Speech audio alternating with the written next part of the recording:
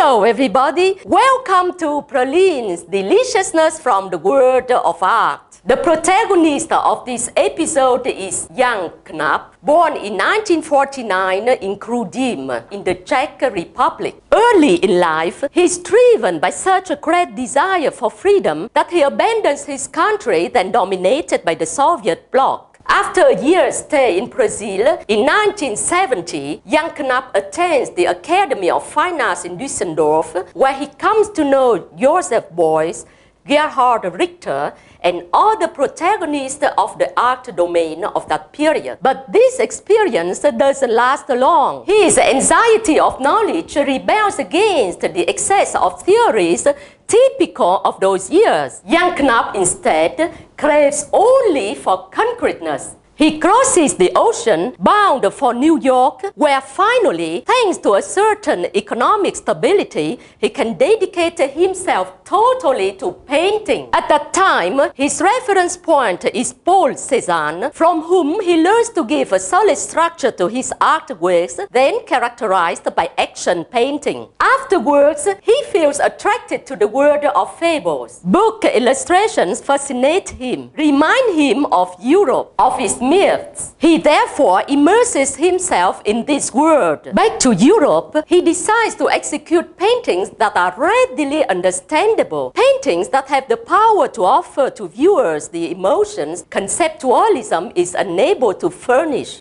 Jan Knap encounters Peter Angermann and Milan Kunz, with whom he shares the studio and undertakes the same type of research. Together with them, in 1979, he founds the Normal Group. Alongside with this aesthetic pursuit, he carries out a kind of spiritual research. He is illuminated by the positive behavior of Christianity in front of real life. So, he decides to attend the theology courses in Rome. He discovers the Renaissance, falls in love with Antonello da Messina, whose art can be considered as the union of Italian and Flemish art works. Through this kind of painting, Jan Knap rediscovers the concreteness, the solidity, the sensuality he has yearned for since his academic years. And sensuality is, for him, emotional experiences through the senses. Since the beginning of the 80s, he has been elaborating a subject that still distinguishes him nowadays. It deals with the childhood of Jesus, comforted by his mother, cheered up by the presence of cherubim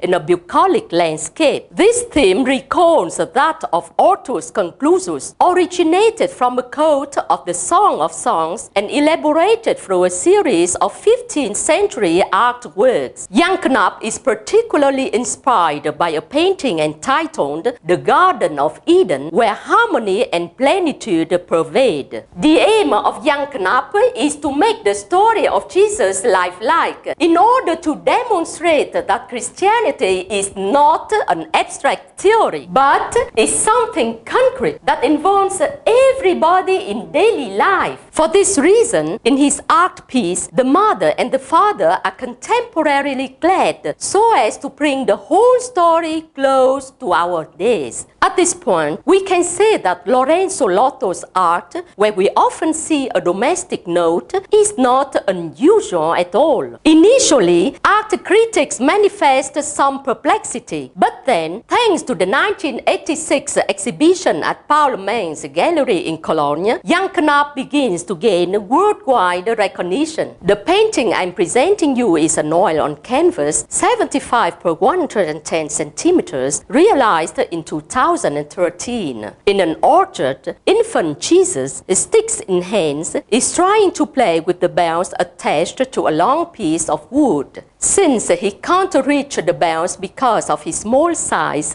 a cherub does his best to raise him by taking him in his arms. The scene is populated by cherubim. Some are playing the concertina, others are preparing the picnic. In the background, the mother is busy gathering the fruits in the garden, and the father, Saint Joseph, is carrying a ladder. The ladder, the red fruits, and the cross belong to the Renaissance tradition. They announce the passion. They are symbols that, even in moments of peace and harmony, remind us of the presence of sufferings. This genre of painting, so rarely seen in contemporary art, highlights pure feelings such as tenderness and family affection, and finally leads us to a possible world of beauty and of enchantment. Jan Knap's masterwork is graciously set in the iconographic tradition of the Renaissance. It's the unique case in the artistic panorama of the second half of the 20th century. Jan Knap, therefore, deserves a place in the art history of the world. I stop here. Thank you for listening. Don't miss the next episode of Pralines,